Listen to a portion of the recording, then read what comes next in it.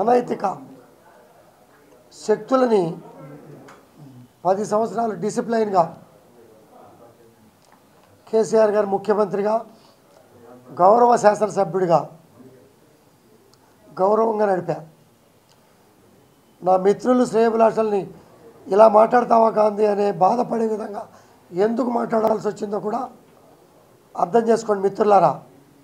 ఇటువంటి చీడపురుగుల్ని ఎప్పటికైనా ఎవళ్ళో ఒకళ్ళు ఏరివేయాలి. దానికి నేను కంకణం కట్టుకున్నా. అతని మీద ఏ కోణంలో అయినా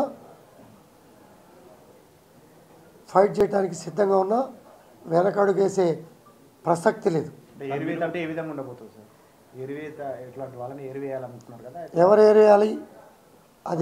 అది ముఖ్యమంత్రి గారు, కేసీఆర్ గారు చెప్పాలా, సీనియర్ నాయకులు చెప్పాలా.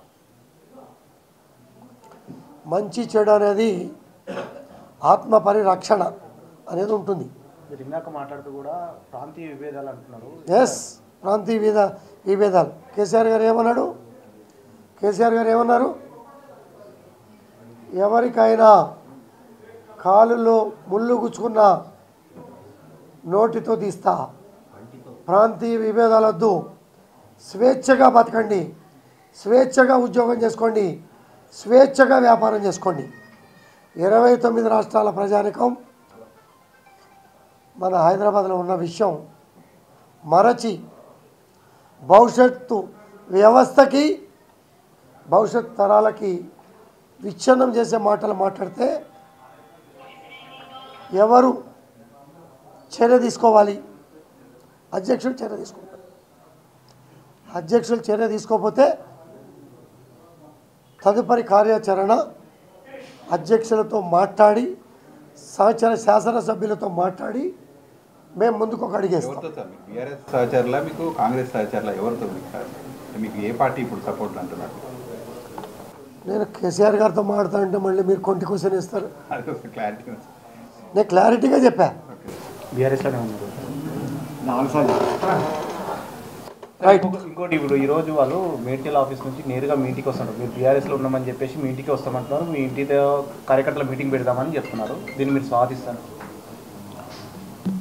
నేను క్వశ్చన్ అడగడం కన్నా బయటికి వెళ్ళి చూస్తే చక్కటి టేబుల్, చైర్సు, చక్కగా సమావేశం జరుపుకోవటానికి అలసిపోయి వస్తారేమని చెప్పి టిఫిన్లు కూడా పెట్టి సమావేశం ఏర్పాటు చేశా.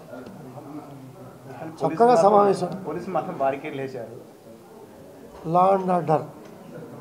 నిన్న కొంతమంది వ్యక్తులు పోలీస్ స్టేషన్లో ముట్టడిస్తాం,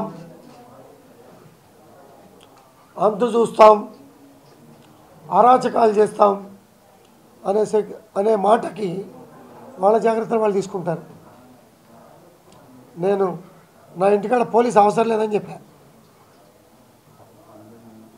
ఆ మాట నువ్వు చెప్పుంటే నీ ఇంటికంటే 50 మంది ఉండేవారు కాదు కదా. ఇప్పటికీ కూడా చెప్తున్నా, నా ఇంటికాడ పోలీస్ అవసరంలా. వాళ్ళు ఏ కోణంలో వస్తే ఆ కోణంలో నేను సిద్ధంగా ఉన్నా.